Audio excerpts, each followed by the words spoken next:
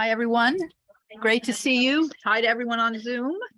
I'm Cindy Haken. I'm the Reader's Advisory Librarian at the Wallingford Public Library. Thank you for coming out on such a cold night in November. I am beyond excited to be here with Matthew Quick, the author of many fabulous books.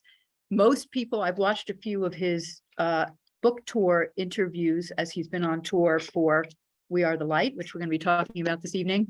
And everyone talks about his first book, Silver Linings Playbook, which was turned into an Academy Award-winning movie and was a New York Times bestseller. Plus, he's written some other fabulous novels. But in this town, he is known as the author of The Reason You're Alive more than anything else, because in 2018, we launched our One Book, One Wallingford program, and he was our guinea pig first author, and it was a spectacular evening.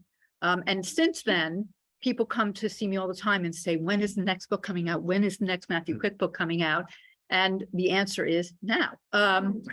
In June, Julie Rio, our assistant director, Jane Fisher, our director, and I each got a package in the mail from Matthew that contained an advanced reader copy of We Are the Light, signed by Matthew to each of us with a personal note, which my note is up on my bulletin board above my desk.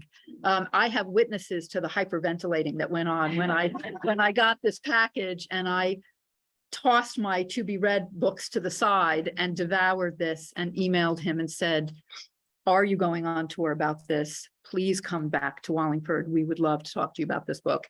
And amazingly, he said yes, which just goes to show you, first of all, that he's incredible. And second, that if you ask, sometimes great things happen. You have to be nice to me first. So you were very nice.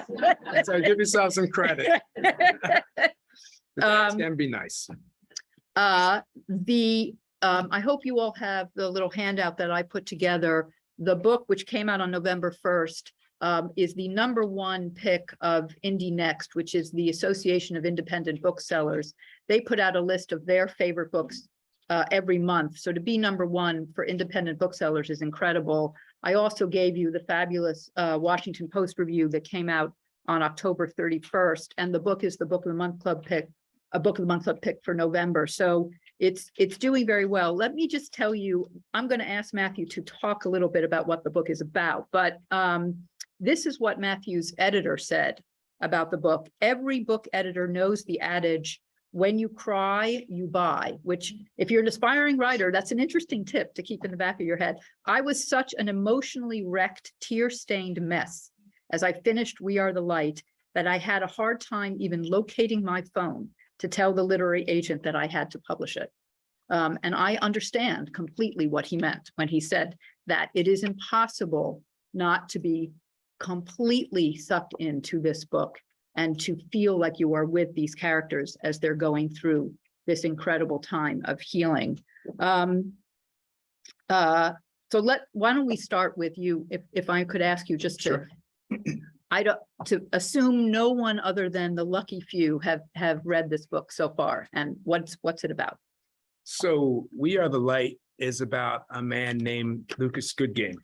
And at the beginning of the novel, he has just survived this unthinkable tragedy. And the town that he lives in is a small town in Pennsylvania called Majestic. And the town has declared him a hero, but he does not feel like a hero. And this is very tough for him.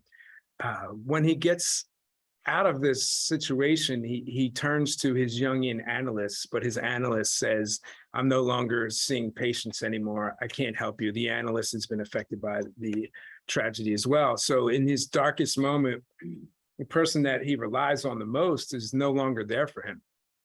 And so the other thing that happens is that he loses his wife and he can't cope with this. So he starts to see, as a coping mechanism, his wife as an angel. She comes to him as an angel. And so in order to cope with the fact that he's lost his analyst, he starts writing these letters to his analysts. And that's what the book is comprised of, these letters from Lucas to his analyst, Karl. And as we read the letters, we really get to see how his psyche copes with this tragedy through fantasy and storytelling. And he crafts these beautiful stories that keep him moving forward. The other thing that we really get to see is how the town of Majestic, rather than puncture that bubble or that womb that Lucas is in, really care for him and hold his story in this very, very fragile way. Along the way, Lucas discovers that he has done to others exactly what his analyst has done to him. There's a little bit of irony there. Lucas was a school counselor at the local high school, and then after the tragedy, he no longer could go into the school anymore. And one day he looks into his backyard and there's a tent there. Inside the tent is an 18-year-old boy by the name of Eli, who has come because he was getting counseling from Lucas, and he doesn't have anyone to counsel him anymore. And so Lucas decides that he's going to help Eli. And together they come up with this plan to create this art project that they hope will not only save the two of them, but the entire town of Majestic. You know, a lot of times when people read this book and, you know, they like it and they're excited, people say, what is it about? What is it about? And they say, oh, it's about this tragedy that happens in town. And I say, no, that's not what the book is about. That doesn't even happen in the book. That's before the book even starts. This is a book about radical love. And it's about the healing, the ability to heal people through coming together and through a radical sense of love. That's really what the book is about. I would say it's really about, being broken and the components of getting rebuilt through love and art and community. Yeah, 100%. Yeah. But so you know, Lucas, as you sort of alluded to just there, is an unreliable narrator. Yep. He's as the book is totally in Lucas's letters to his analyst Karl, and you get a clue fairly early on that what Lucas is saying, even though Lucas really thinks he's the only clear-headed one, it just doesn't, it's not ringing true. It's not holding together. And he quotes Karl as saying that Jung believed neuroses are the psyche's best response to the crisis at hand. Yeah. And while we always want to work towards healing and stabilizing psyche, we should also honor or at least acknowledge its valiant attempts to protect us. Yeah. So how did you balance that, you know, how did you sort of, there's parts of Lucas that are very real and not unreliable at all. And there's a balance there. Well, I think that's part of the fun of reading the novel. You know, I write first person unreliable narrators. That's what I do. You know, that's all of my books are that way. And sometimes people will say to me like, oh, I knew what was going to happen at the end, or I knew, you know, you didn't trick me. And I say to them, well, have you heard of dramatic irony? Because you're supposed to know what's happening. And that's the whole thing. It's a character study. And the audience is supposed to know more than Lucas knows, because Lucas is not ready to know. And so when we say, when Jung says that neuroses are the best response, the psyche's best response, and that we should honor that, what he means is that when someone is delusional or dissociating, or when we have depression or anxiety, there's usually a reason for that. And it's because your psyche is trying to protect you from something or trying to get you through something. And, you know, depression that I've suffered from a lot and anxiety that I'm suffering from a lot is a very necessary process of my writing process. And I wish it wasn't, but it is, it's part of it. And so is that question again? I'm going to run a whole tangent there. I mean, just that you made him an unreliable narrator, and that you had to balance that. So how do you balance it? I think the way that you balance it is by letting your character be fully human. And so I tried to start writing this book in 2014, and Ego had a very particular vision about how this book should go. And I wrote false start after false start after false start. And all of them felt wrong and dead. And it wasn't until one of the things I always say in analysis is I wipe the me, I knock the me out of me. And then I let myself kind of channel this voice. So I'm an intuitive creative. And so the way that I work best is when I let unconscious kind of flow through me. And when I'm developing a narrative voice, I listen for the voice. And so if I try to impose myself upon that voice, it doesn't work. And it's kind of like almost if you think about like going on a date with somebody, if I want to impose my my vision of who that person should be on the date, that's probably not going to go very well. But if I listen and say, who are you? And I listen to what they're saying, it probably is going to go much better. And also I need to know too, that on that first date, I'm sitting down with someone, they're not going to tell me their deepest, darkest secrets. We've got to go on a couple dates. We probably got to go on many dates before that happens. So when I'm quote unquote dating my characters, I sit down at the computer and I listen. And I listen for what they're trying to tell me. And I listen for what they are telling me, what they're not telling me, what they love, what they fear, what they're scared of. And I try to get to know them very intimately. And all human beings, no matter how much we think we really know ourselves, there are tons of things that we don't know about ourselves because psyche won't allow us to know those things. And that is where the magic happens. When you can have a character who thinks he knows what's going on, but you can depict those blind spots so that he becomes a full, whole human being, or she becomes a full, whole human being, that's when you really have that friction between what they think they are and what we know that they are. And there's a lot of humor in that too. And we see that with our loved ones all the time. You know, they have delusions about themselves, and we love that. And we don't always tell them that they're wrong because we care about them, and sometimes because it's funny too as well. And so this is what you do. You know, you try to love a character into existence. You let them be who they need to be. And when I take them on this narrative arc of a journey, it's my job to let that unfolding of that getting to know my character, getting to know himself, I have to do it in a natural way so that when we get to the top of the novel, the top of the story arc, my character is ready to let go of their fantasy and start falling into truth. And that's very hard. And when you get to that part of the novel, if you haven't gotten there yet, it's extremely hard for Lucas to do. And that's what you do in analysis as well. At least Jungian analysis, what I do, it's always trying to get to know who you are. And that is a painful process. And I used to tell my students when I taught, and this is probably not in vogue to say today, but education is painful. If you're not in pain, you're not learning. You know, it's great to have fun, but the things that you really learn in the classroom or in life, they always come with a cost. And so, you know, when is my character going to pay that cost? It has to be a natural progression for when they're ready for it. So you have to spend a lot of time.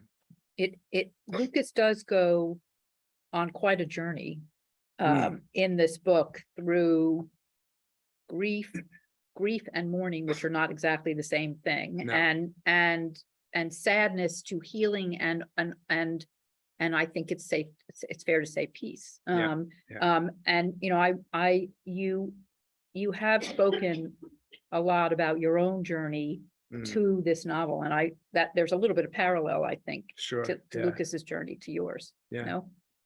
You want me to speak about that? If you feel like I think it's a fascinating, story.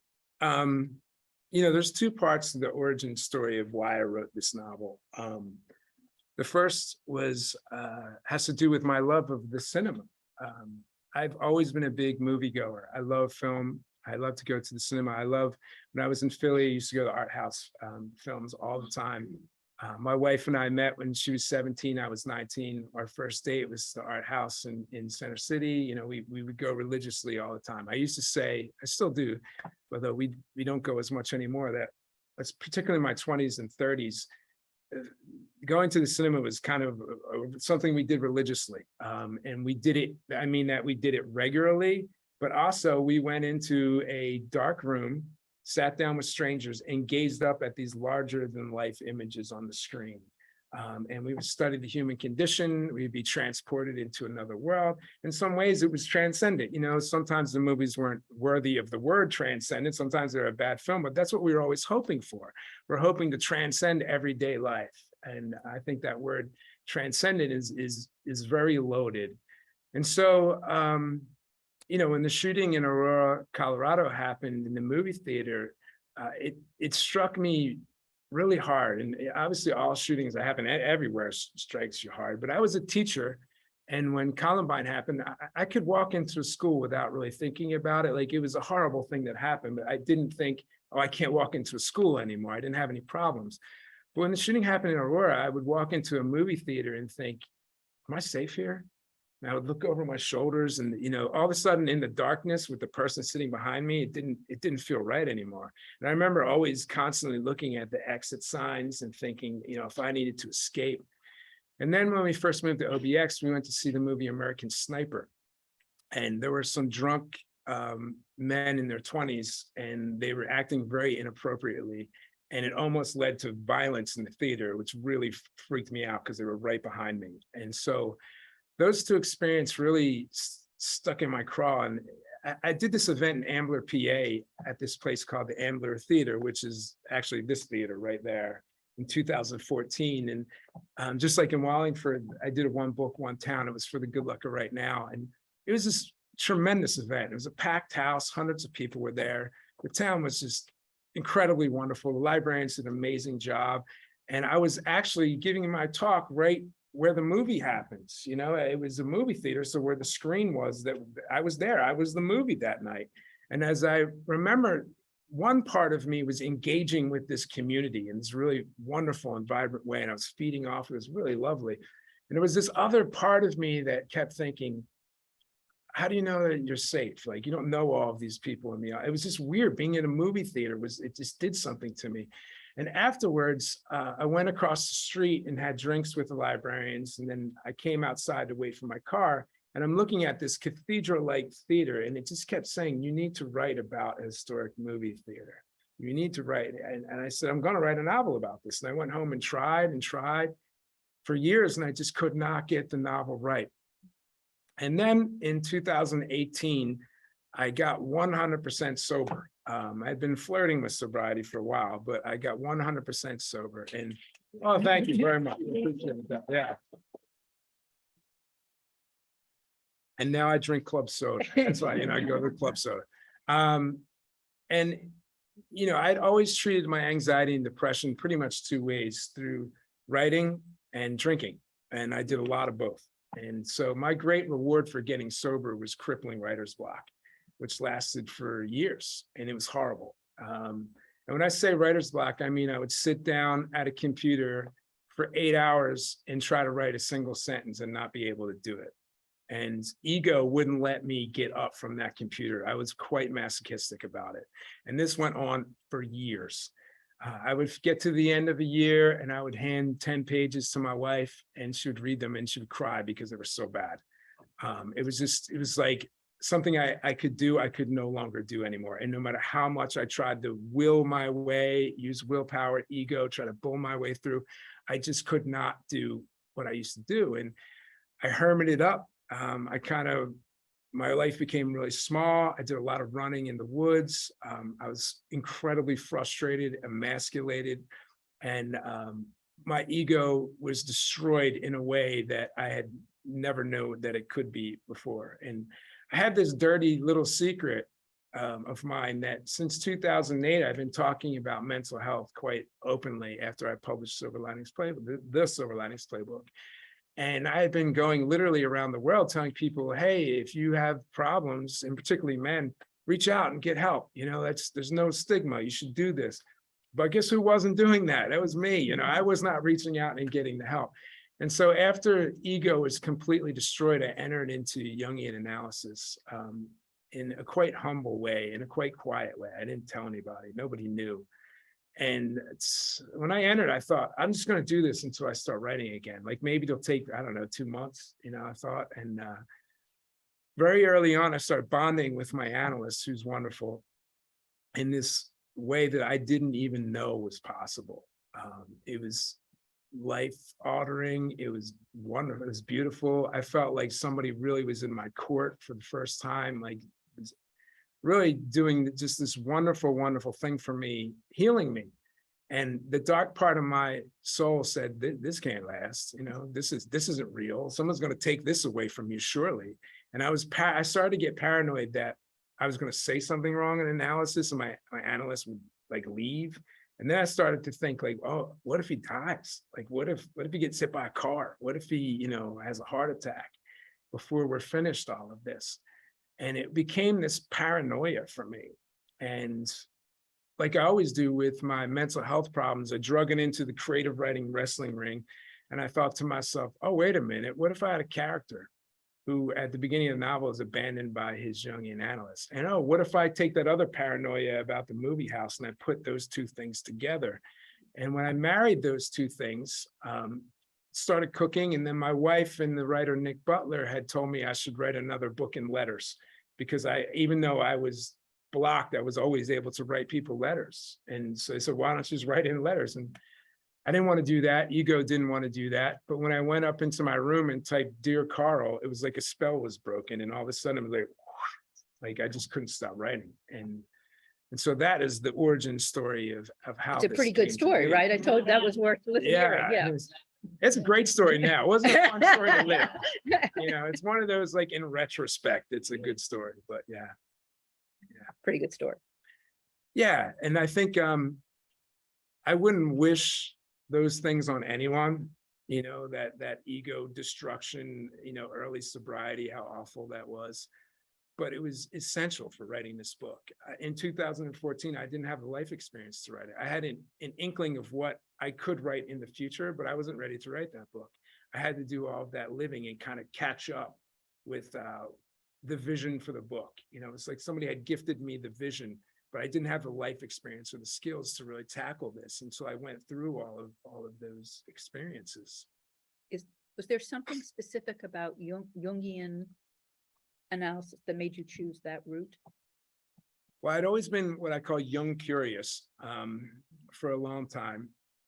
But I started this, Alicia got me hooked on this podcast called This Jungian Life.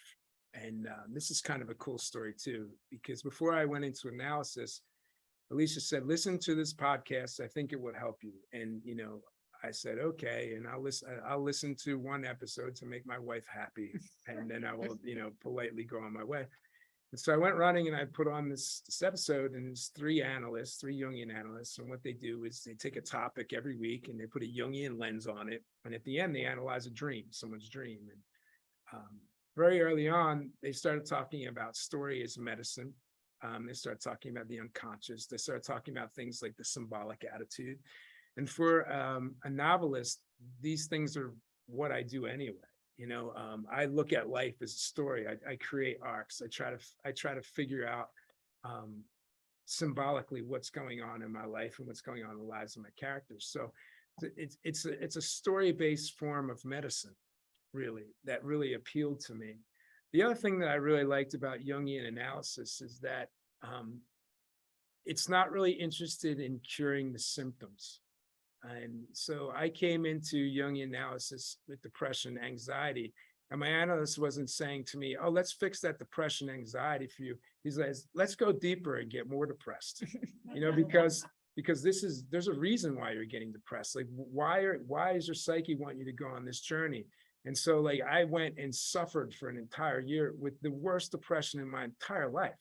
That was the beginning. It was a year. And I remember going into it and saying to him, how long is this going to last? Like, you think we'll be done by I don't know, January? And I remember him saying to me, oh, that's really interesting that you think you can do this in a year. That's really, you must have a high opinion of yourself. And I said, well, why? How long did it take you when you were in analysis? And he said, 20 years. I said, oh, okay. That's what this is. This isn't just a quick fix. It's really about going in a deep dive and figuring out who you are and also who you were meant to be when you came into this world before everyone started tinkering with you. And that is something that is frightening, because pretty much who we are in the present day is who we need to be to get along with everyone and to function in our day-to-day lives. And Jung would say, the best thing for you to do is to stop functioning and to have a breakdown and figure out what you're really meant to be. And when you do that, strange forces and higher powers will ally you along the journey, and you will transcend all of the things that you thought that you could be and become something much greater. I don't know that I fully believed that when I started, but in early sobriety, I never thought I'd be able to get up in front of a crowd like you tonight and do this again. And here I am. It's also interesting to note too, that Jung was very much a silent part of starting AA. That whole thing about the higher power in AA, that was Jung. And so that was something that I wasn't aware of at the time, but it was very attractive to me. And I would just want to say that he is a guest on this Jungian Life podcast. Oh, that's recent where I guest. was going. Yeah. I Okay, forgot. good, Yeah. good. Yeah. So the end of the story is, and this is wild too, that I was listening to this podcast and then I went into analysis and then they actually asked me to be on the podcast. So I went from, a man alone in the woods running because I cannot even talk to anyone because I have so much anxiety and depression, to being a guest on this podcast with these three analysts that I admire so much. And it was wonderful. And the response that we've been getting to that episode has been absolutely amazing. I've been hearing from people all over the world that have been listening to it. So it just goes to show that I don't say that to, say, oh, Matthew Quick is awesome. It's more the process that I've been through has been radically transforming. It's been able to build me up, from break me down to nothing and build me up to the point where I can sit here with you tonight. So I think there's a lot of hope in that. It's amazing. Yeah. It's amazing. Hard work. Yeah, it's a lot of hard work too. And it was not fun. And, it really wasn't. Tonight is fun, but the process was not fun. So there's a recurring phrase in the book, which is, I think the first time chronologically, the first time it is that Karl, Lucas's analyst, says to Lucas that Karl loves Lucas in the way that the best part of my soul loves the best part of your soul. Yeah. And Lucas says that phrase to other people. That concept comes up a lot. And that is a different kind of love, I think, from familial love or even romantic love. It's something else. Can you talk about that? Because it's a very big thing in the book. Yeah, I think it's the kind of love that transcends everything. I've been given this talk in the South, and one of the things I've been talking about is, when I first moved to the South, there had this expression, you see it on bumper stickers. It says, y'all means all, and the message of that is, that we should include marginalized communities, which is beautiful. Like, we should definitely do that, and that's a wonderful thing.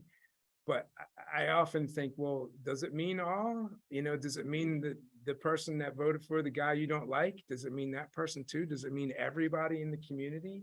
And I think in the last so many years, I think people are just getting really tired of this division, this pitting of us versus them. And so, like, these discussions of power and these discussions of politics are very necessary. We need to fix all the wrongs of the past. But I think sometimes as we're fighting for that, what gets lost is discussions of love. And Jung famously said, and I never remember the quote because I can't remember quotes, but he said something basically that where there's love, there's no will to power. And, where there's will to power, there can be no love, because one is the shadow of the other. And so if you love someone, you don't try to control them. You don't. And if you have power over someone, you can't love them. And so this idea of radical love is one that I've been thinking about a lot. And in the book, there are two characters that are kind of the polar opposite of each other. So in the one character, you have Lucas, the narrator, who decides to respond with this radical sense of love and really shirks anyone wants to get political or activism. He's like, no, I don't want to do that. I just want to love everyone. I don't want to divide. And then there's another character by the name of Sandra Coyle, and she's really angry about what happened. And she wants to become governor of Pennsylvania. She wants to do politics. She wants to do activism. She wants to rule. And that's how she's going to fix the problem.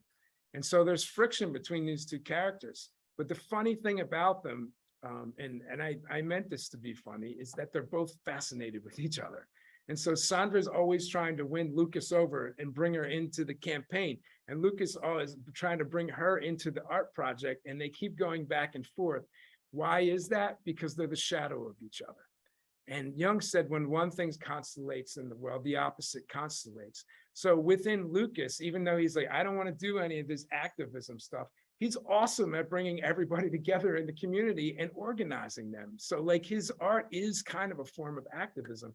And Sandra, while she's all, I want power in politics, She loves her family. She carries this picture of her husband around everywhere she goes.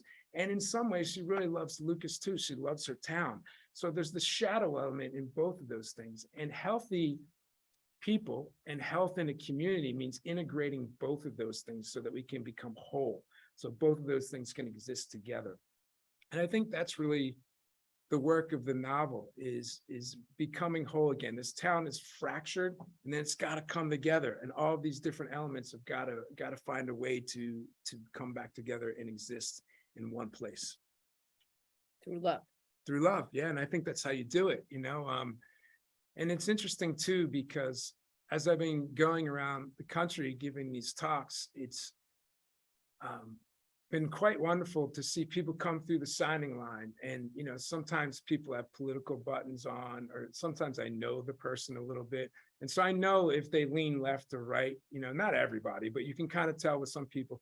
And it's been really beautiful to see people come through the talk, and the first person might be someone who leans left. They'll say something to me. And then the next person who I know leans right will say the exact same thing about the talk. And I'll say, wow, these two people came to the same talk and they agree on something.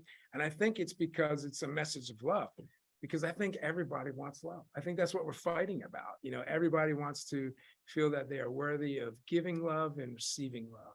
And all of the rest, which is really important, is an effort to figure out how to do that. But I think sometimes we forget that the path to that is not as great as the thing that we are trying to accomplish.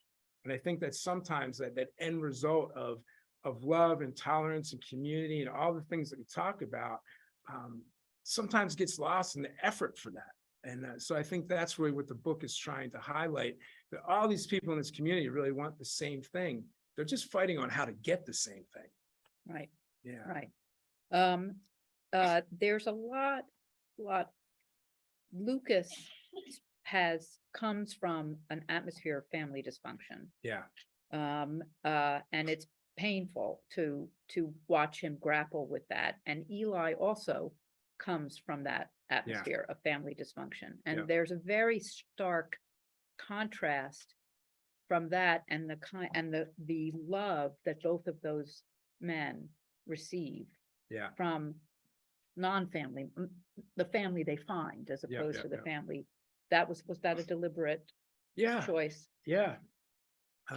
You know, it's interesting, you know, in my dark night of the soul, you know, it was a mix of family member and people that came together. But one of the things that was really quite beautiful, you know, my wife allied me the whole time, you know, so I had that element of the feminine with me, you know, through my wife. But a lot of my male friends showed up for me in really beautiful ways throughout that dark period.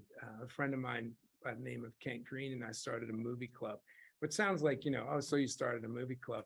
And we would talk about movies. But what was really important is that my friend showed up every week when I was depressed to talk to me about movies. And like, he kept calling, even though I might have not been the nicest person in early sobriety.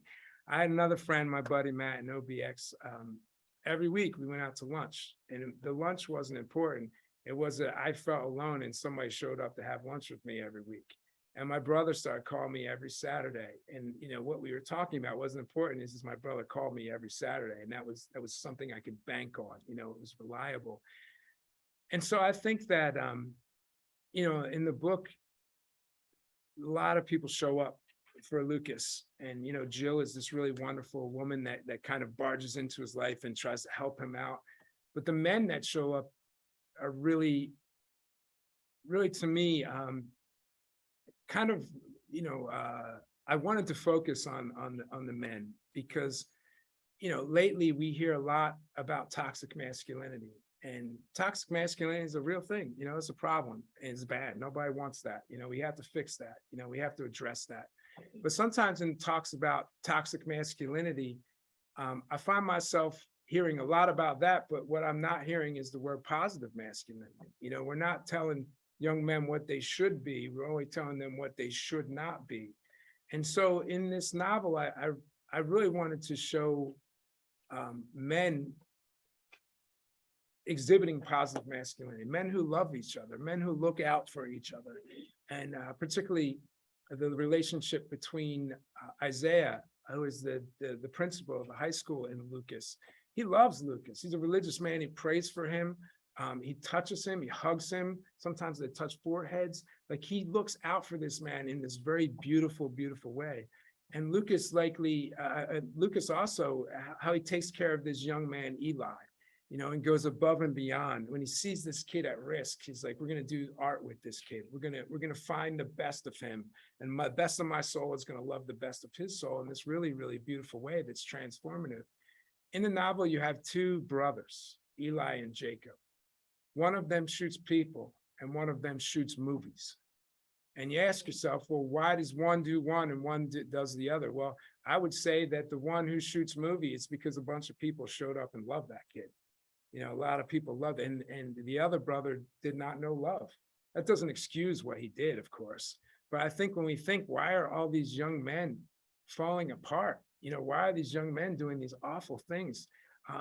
Obviously, we can't let that happen, and we have to make sure it doesn't happen. But I also think we have to think, how much pain are these young men in, and why? Like, who has failed to love these young men, and how do we fix that? I think that's just as important. And so these community members, when they see this awful thing that Jacob does, at first they shun Eli. They project all of their hate and shadow onto the brother who's done nothing wrong, until Lucas steps up and says, no, we have to make sure it doesn't happen again. We have to love this kid. We have to love this kid into health. And I think that's really the message of the book. And I think it does have to do a lot with this idea of positive masculinity, and particularly father hunger, which is a term that Robert Bly first coined. And I don't know if it was first in the book Iron John, but as I go around talking about this, young men and men, when I talk about father hunger, a lot of men really light up, particularly men from my generation who didn't get hugged as a kid, didn't get told that they were loved as a kid. There's a lot of father hunger out there. And I think that for most of my life, particularly because I grew up in a blue-collar neighborhood outside of Philly, it was so transgressive to even talk about these things. And there was this deep yearning to be loved by other men and older men, to be fathered. And I think that's part of what my analysis has really been. My analyst is an older man, and he in some ways gives me the fatherly love, the advice. He holds me in a way that's been really transformative and healing.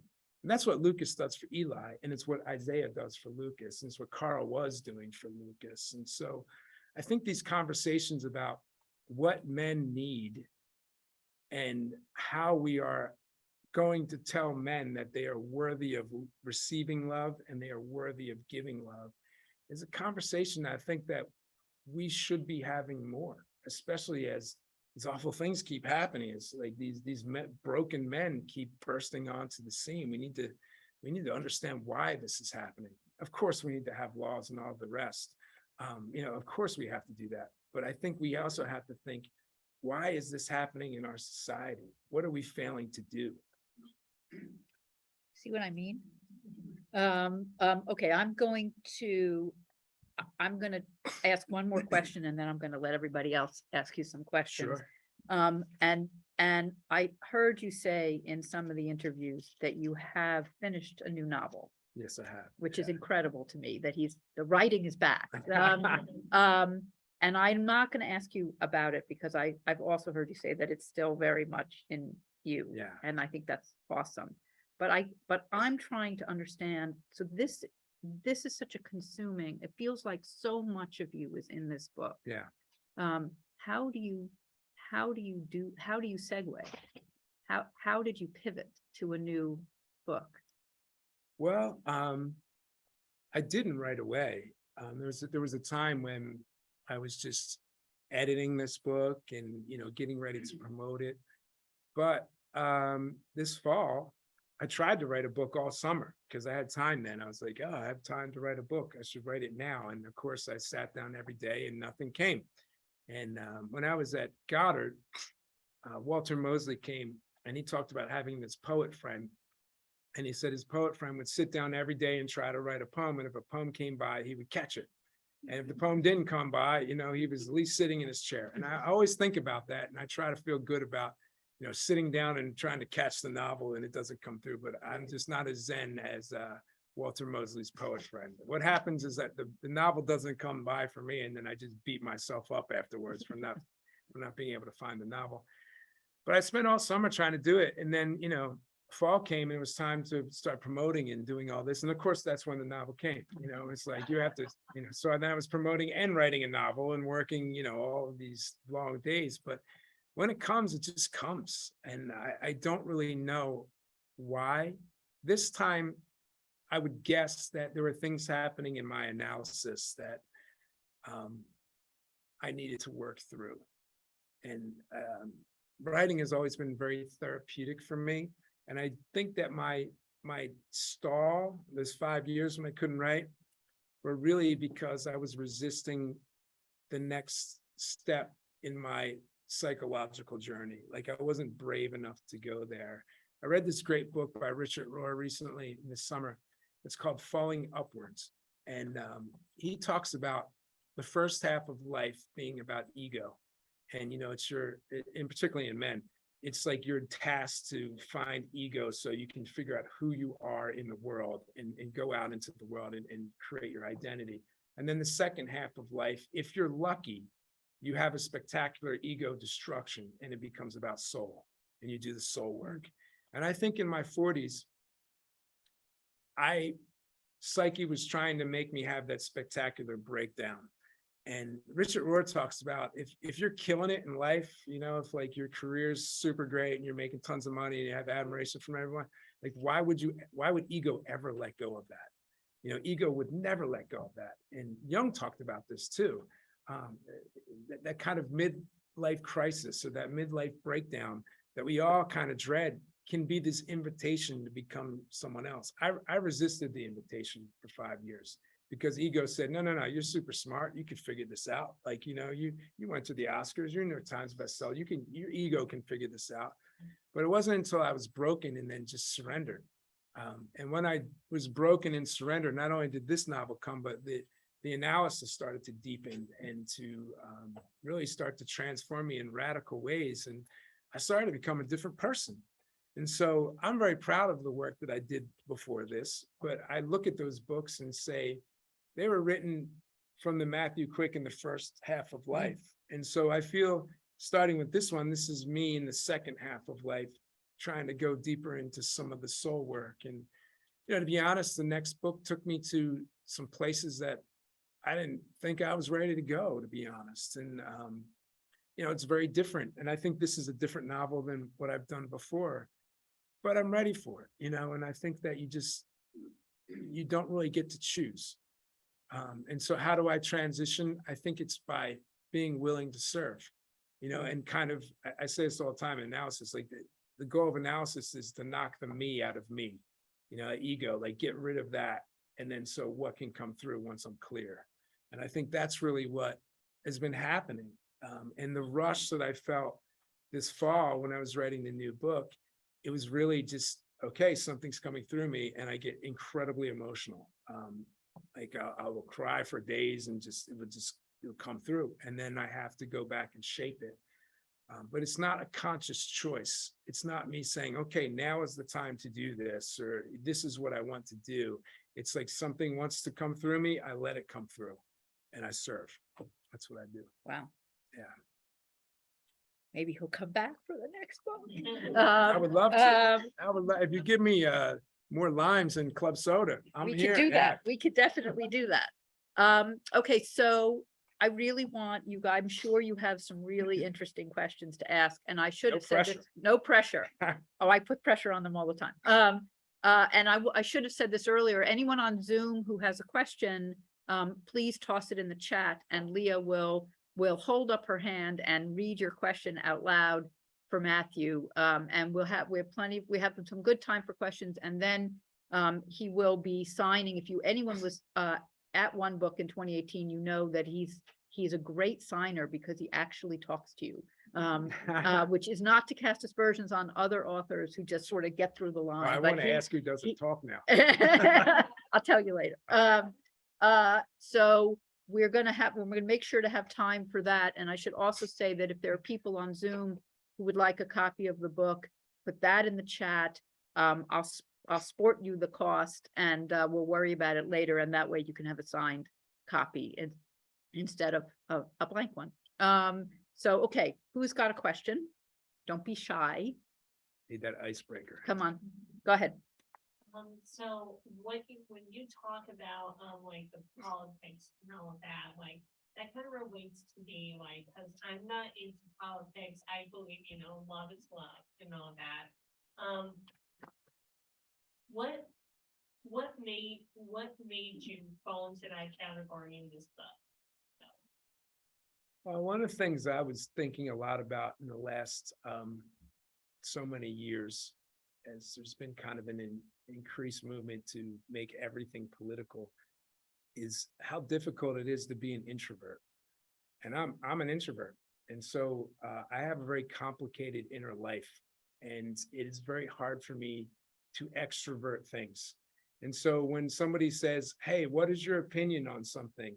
Whatever it is, particularly political or controversial, I usually need to think, oh, give me like about 5 weeks to think about that. And then I'll tell you, because I don't know, because it's very complicated. I am not somebody who can very easily say, oh yeah, I'm on this team or that team, because things are usually very nuanced to me. And we don't live in a very nuanced, friendly world right now. And so that to me has been troubling,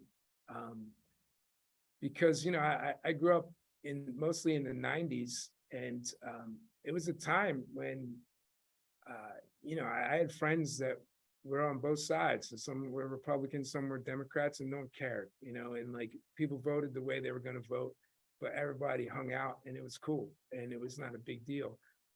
And as I saw the kind of shift to, that polarization, I felt the two sides drifting further and further away. As an introvert, it was really complicated because I didn't feel like I wanted to go with either side. I felt like I was kind of politically homeless, and it was difficult to talk to people because, if you wanted to say that, you were getting heat from both sides, and I was really afraid, especially in early sobriety, because I felt very raw and scared. So I just said, I'm not gonna hang out with anybody. I'll just hang out by myself. I'll run in the woods. That's what I'll do. But that is not a good life. We're pack animals, humans. We're not lone wolves. And it took me a lot of courage to kind of talk through all of those complicated emotions with my analysts. And I think I had a lot of fear, especially in early sobriety. I had a lot of fear. But this tour has been pretty amazing because not only have people embraced the book and the things that I'm talking about, but I've noticed that a lot of other people, and maybe just a lot of introverts come to my talks, maybe that's it. But a lot of people have said, wow, that's kind of how I felt too, but I didn't want to say anything, and I think there's a lot of people out there that are just, they care about the big issues, so to speak. But maybe they care in their own way, and sometimes they care in a private way, and sometimes, they serve in different ways. How do I serve? I wrote a book. That's what I did, and I put it into the world. And as an artist and as a writer, I think that's what I'm supposed to do. I'm not going to put up a sign in front of my house. That's just not me. I'm not going to get on Twitter. I got off social media, I don't want to be on there. I like talking to people. I like having one-on-one conversations.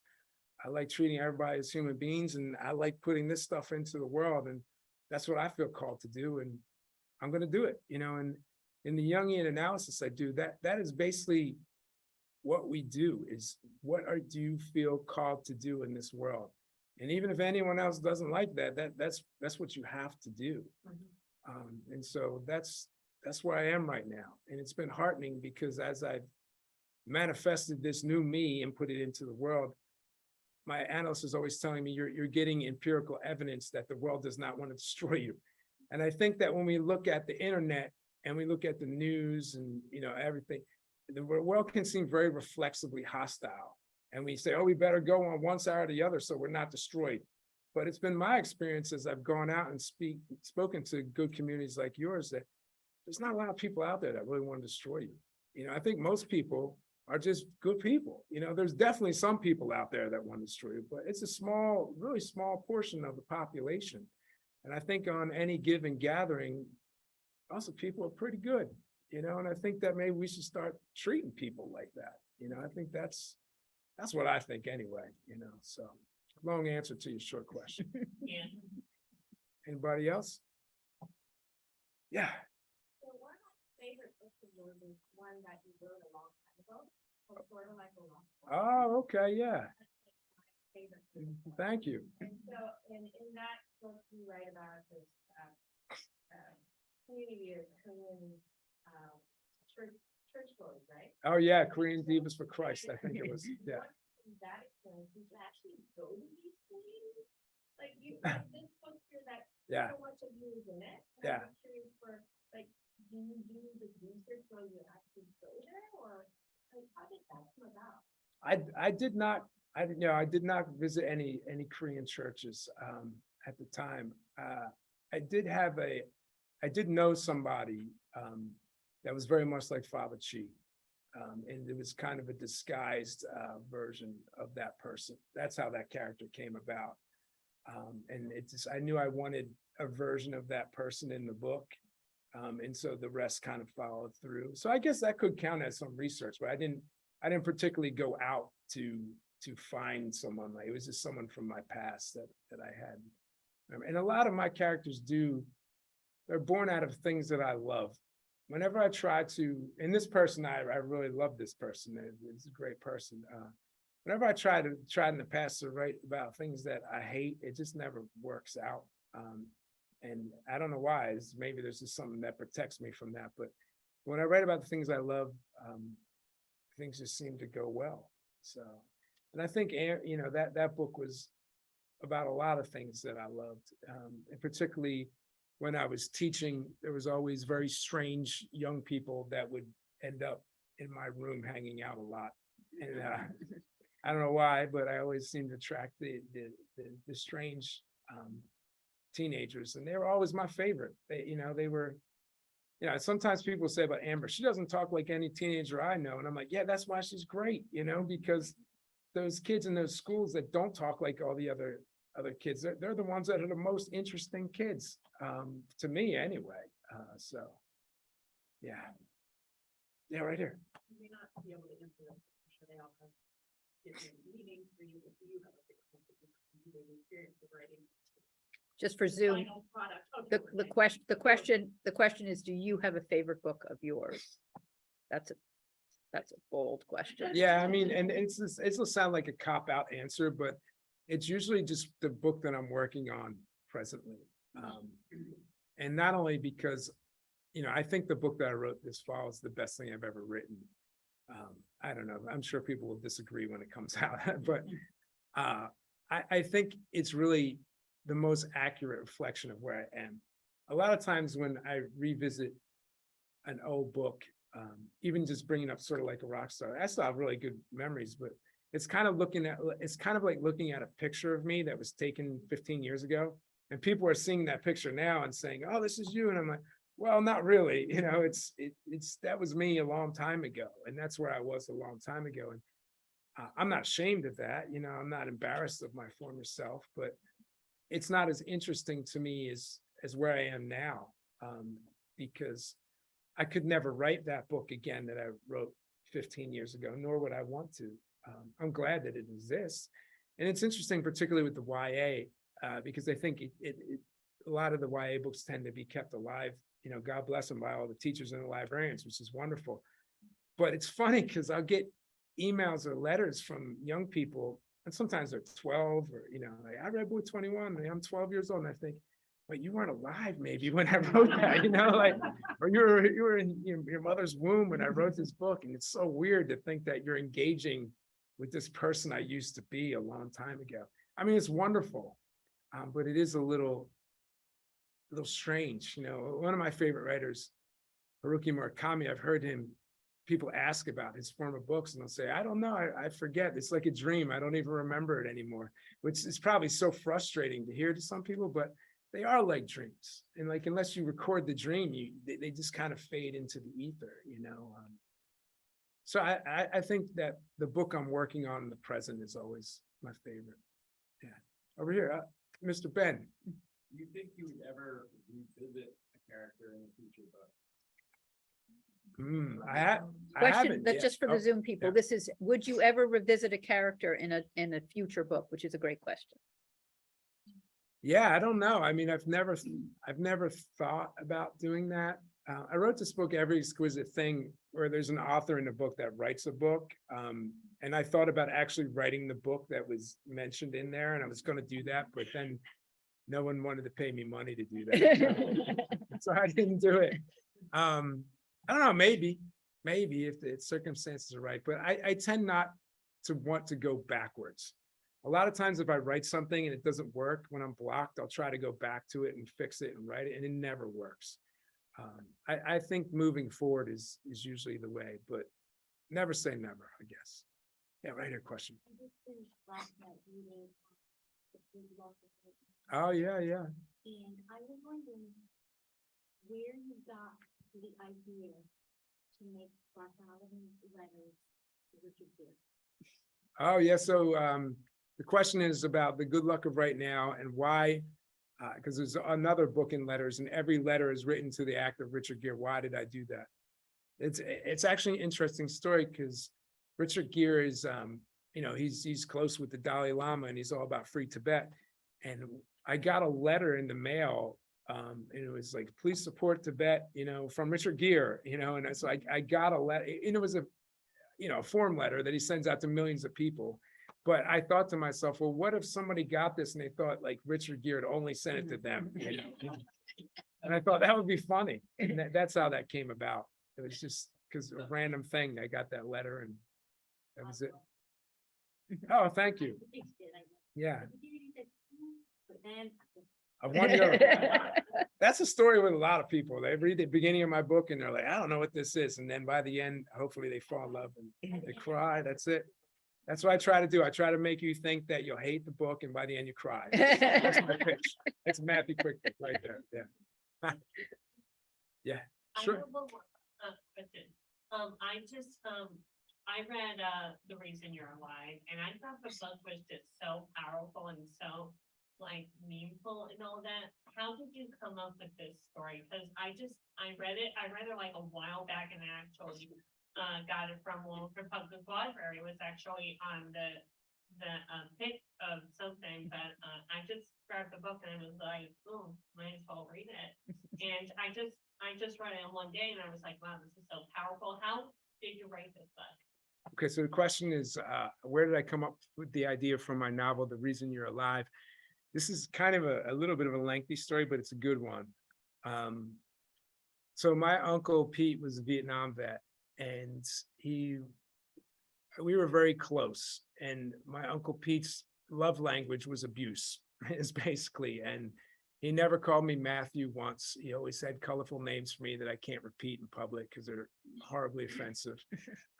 But that was basically how he said, I love you. And my Uncle Pete was one of the only people, and this is a guy who literally wore camouflage all the time and had a closet full of guns and was convinced that the country was going to get invaded, but also was a very successful businessman and, a genius with the stock market. And when I decided I wanted to be a writer, most of the people in my life told me that was the dumbest idea ever, including my father, and pretty much tried to shame me out of it.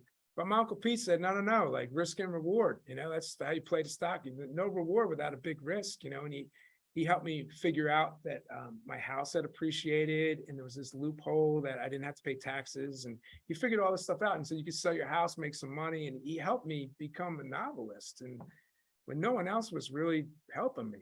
And so I started publishing and he read Silver Linings. And then my second book was sort of like a rock star, which was about a teenage young woman. And it has this very colorful cover. I thought there's no way Pete will read this, he bought that the first day and he read it the first day and he called me up. I thought he was going to make fun of me, and he's like, man, I got to talk to you about this book. And I thought, oh, here it comes. He's going to make fun of me. He said, don't let the movie rights go for cheap. He's like, this book is great. You got to sell for high.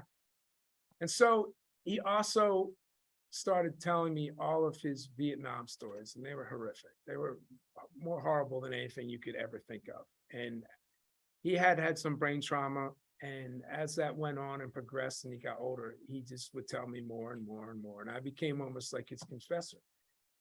And at some point I said, Pete, why are you telling me these stories? You know, I'm a storyteller. Do you want me to write about them? Is that what this is about? And he said to me, you know, I think maybe someday we'll write a nonfiction book together. He goes, but I got this battle going on with the VA. I'm suing them. And I can't tell my stories until I win the lawsuit. I said, okay, you know, but he kept calling me all the time, telling me the stories, more and more stories. And these were not stories I enjoyed listening to. Like they were anything you read in The Reason You're Alive, like that is like the G version of what I was hearing. And so Pete had another surgery and, you know, he got out of surgery and he started calling me and it was even more, you know, more and more stories. And I kept saying, when are we going to write the book? As soon as I beat the VA, as soon as I beat the VA. And then one night I came home and I got a message on my phone and it was like, you know, I'm not gonna say all the curse words. It was full curse words, but and inappropriate language. But basically the message was, I beat the VA finally. You know, they gave me what my lawyers got, what I wanted. We can write the book now. You know, I'm gonna come down and visit you. You know, we're gonna do it. And then he died like an hour later. Wow. Yeah. And so it was like, this is like, what? You know, because I had not recorded anything. I thought I had more time. You know, he was just larger than life guy. I never thought, you know, he would vanish. And suddenly he was gone. And the last thing he did was task me with writing this book that I couldn't write. And so I kicked it around for a long time, about a year and a half thinking about it. And then I had all of these voice messages on my phone that I'd saved because they're funny to me. Like they were horrifically offensive, like him just calling me and saying the most offensive things, but like in a loving way. And like even just like messages like when we had to put my dog down, like this message about how sympathetic, but it would turn into like a Vietnam rant, you know, like everything turned into a Vietnam rant, like everything. And so I started listening to the messages over and over and over again. And I just got like into his voice. And I said, I can do his voice and I can create a fictional character and kind of do him and do it justice. And so the book isn't literally about my uncle, but symbolically and spiritually, it is very much about him. And when I wrote the book and I published it, I took it to Arlington National Cemetery where his ashes are. And I was able to put the book on his marker with a bag of cigars because he loves cigars and say, I did it, like mission accomplished, you know, here it is. And that was a very moving day for me. And I think he would have been pleased. Maybe he is pleased somewhere, so. Sorry for your loss. Oh, no, thank you. I appreciate that. Yeah, The book was really good. It really was. It was phenomenal. I liked it. thank you. Thank you. Yeah. It's my highest rated book and probably best review, but least read. I don't know what that means. So I don't know. Maybe we'll get a movie someday. We'll fix that. It would be a great movie. I think That so. would be- Yeah. Are you depleted when you finish writing a book? Because just from these stories and from what you've said about We Are the Light, it's clear how much you put into each. I mean, there's just this. Are you wiped? Are you? I used to be. I used to be wiped by everything. You know, writing a book would be like book tour would destroy me. But since I've done analysis, I mean, since I've gone through this analytic process, which is ongoing, it's not over by any stretch of the imagination. I feel that I don't have that experience as much. You know, I came home from the first leg of the book tour where I was in, I don't know, 6 cities in 7 days, planes every day, media. And I came home and what's for dinner? I was wrestling with the dog. You know, I was like, my wife was like, who is this guy? You know, like you're supposed to fall down and ignore me. But I don't know. I've just had more energy lately, you know, and I should knock on wood. I hope it doesn't change, you know, but it's been going okay. So, That's great. yeah. Great. We'll go here and then over there next. You mentioned being skeptical of Jungian analysis at first. What was the moment that won you over, either something that they said or change that you noticed in your life or something? Well, I would say initially, I couldn't break my analyst. I was not a good analyst early on. I was hurting, and I didn't want to trust him. And the more that he showed me concern and care, the more that I tried to break him and, find the crack. And so I would misbehave in analysis, and it's very normal for this to happen. And he had many years of experience with this, but he hung in there in ways that if I was the bull, I could not get him off my back. He would just hang in there no matter how much violence I would try to do, and the kicking, and, not literally, but, metaphorically. And I thought, wow, this guy's really hanging in there with me. So there was that. Slowly I started to trust him and trust the process.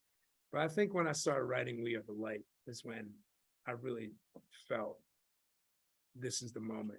Not only because my writer's block was defeated, which was my conscious goal for going into analysis, but I also saw that what I was writing and the message of the book was very much born out of the analytic experience. And so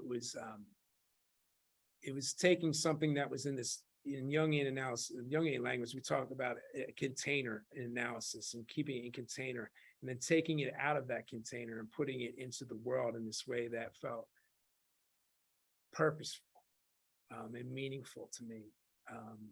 And as I've been going around and talking about this, there's been so many people that have come up to me and asked me questions and, say, I'm curious about this now. And it's funny, my analyst says, you're a missionary for Jungian analysis.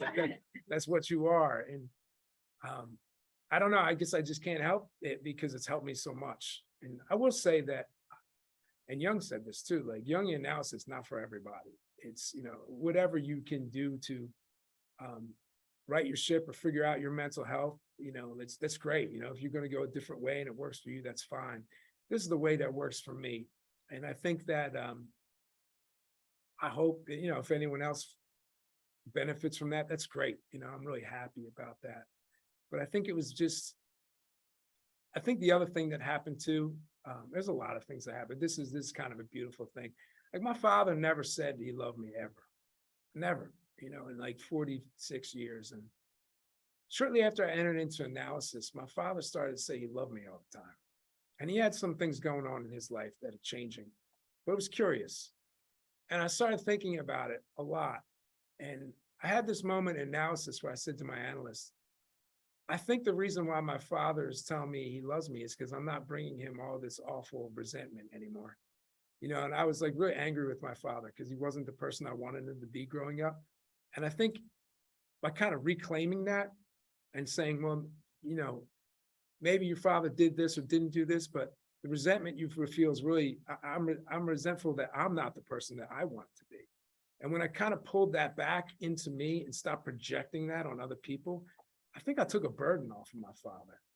And now when I go to my father, I'm not going to him like, oh, make up for the first 45 years of my life, like you owe me, it's like, hey, Dad, how you doing? I love you too. Let's talk. You want to talk about the weather? That's fine. You want to tell me about your golf game? Cool. Like, I'm down for it. I don't have these needs that I had before because I'm getting them taken care of in my analytic container.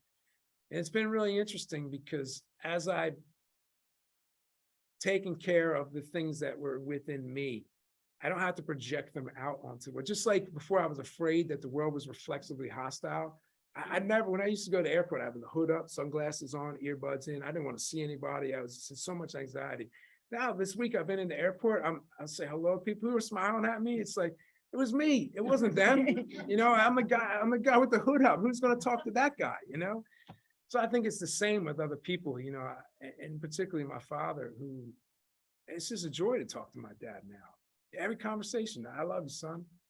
And I'm like, wow, like this was available to me. Obviously when I'm 5, I didn't have control over that. When I was 22, in my 30s, I think I was projecting out a lot of stuff that was about me, not about him. And once I started pulling that back, I saw that people start reacting differently. My analyst tells me all the time that the face you put towards the world is the face that the world puts back to you. And the face you put towards unconscious is the world put back to you. If you're angry and you go around angry all the time, you're going to see a lot of angry people. You know, if you're at peace, you're going to see a lot of peaceful people. And I think I've been seeing this more and more, you know, that the me that I bring into the world affects the other people and they adjust accordingly. So I think that's really, when I started to see that happen, it's pretty profound and shocking and humbling, because I realized that, oh, I was angry at all these people. I thought all these other people were, you know, not the way I should. No, it was me. I wasn't the way I should be. And that's probably the most powerful thing that's happened through analysis. Yeah, we had a question over here. I'm wondering, you know, when you were starting to get into a book project, what that process of preparation was like for you, you know, how much research do you do in advance, how much of the story do you have laid out in your mind before you actually start to presentation?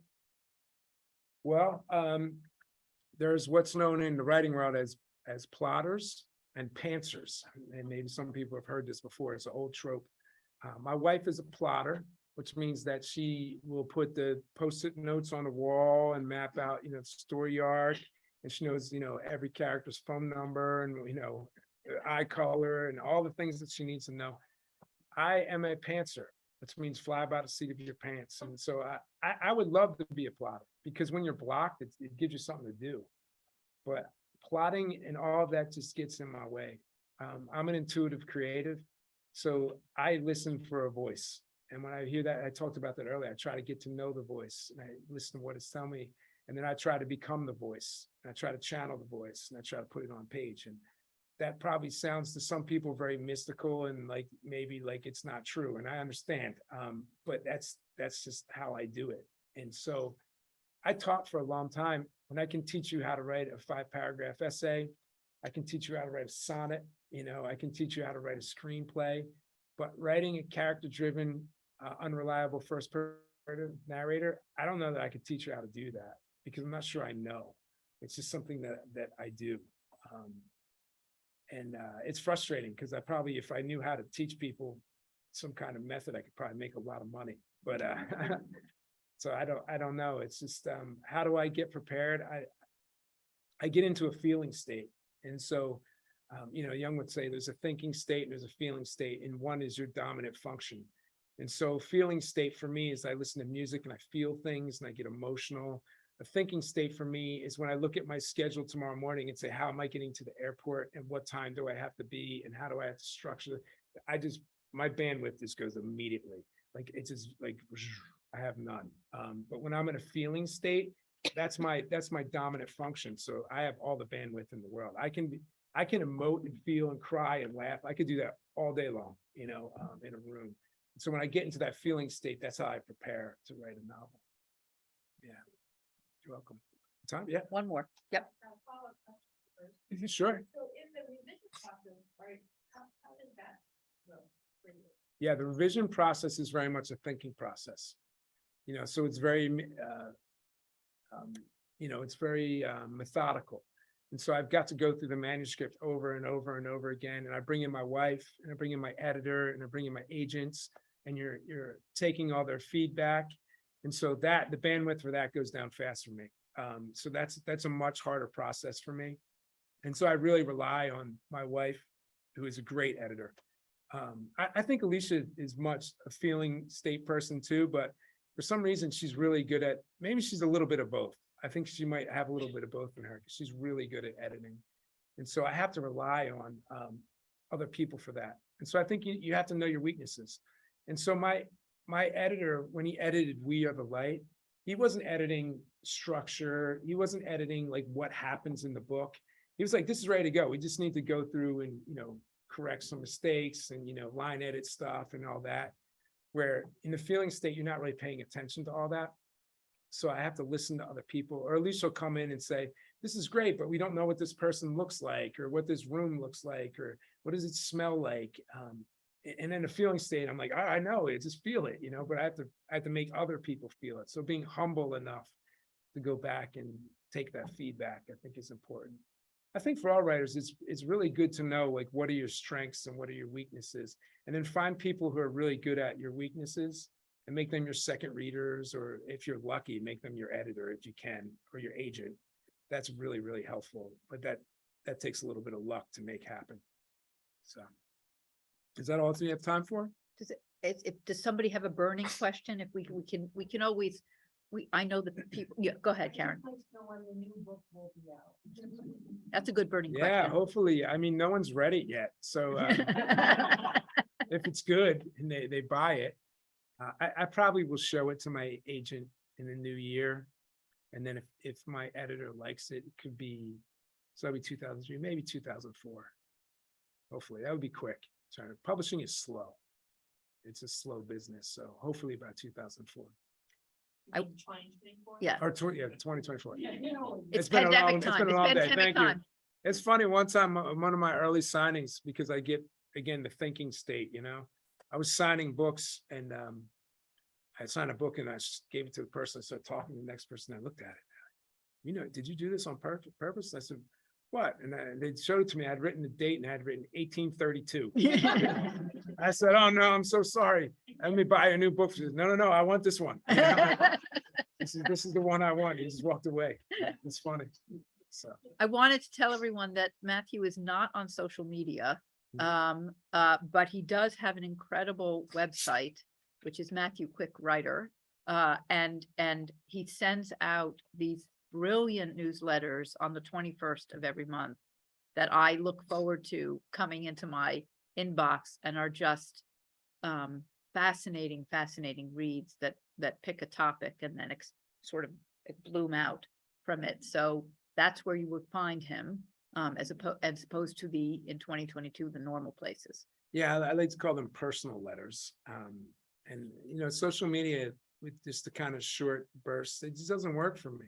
I'd rather have what I like to think of as, more of an ongoing conversation. And so I am quite personal, in these letters, and they're very intimate, and I work on them for a long time. So if you would like that once a month, it's free.